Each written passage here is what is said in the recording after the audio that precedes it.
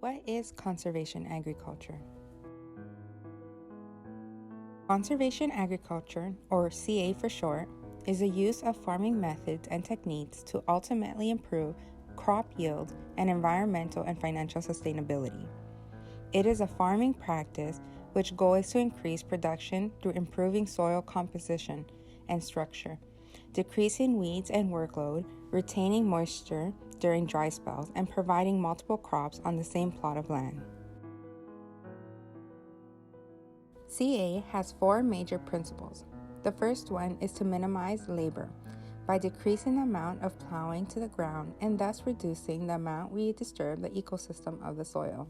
Second is ground cover. Using mulch or a cover crop can help prevent water from evaporating while also protecting the ground from heavy rains and the sun.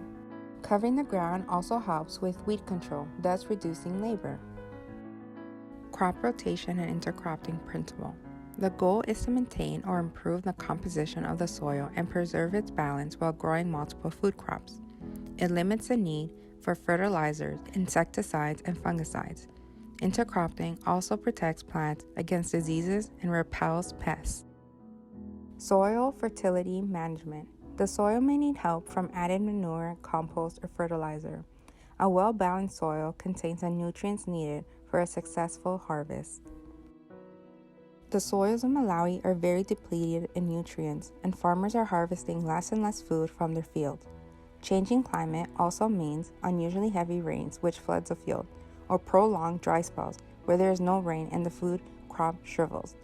The net effect is that many subsistence farmers have less food for their families. NCM Canada has shared CA techniques with many villages in Malawi through the partnership of the Nazarene Churches of Malawi and Canadian Food Grains Bank.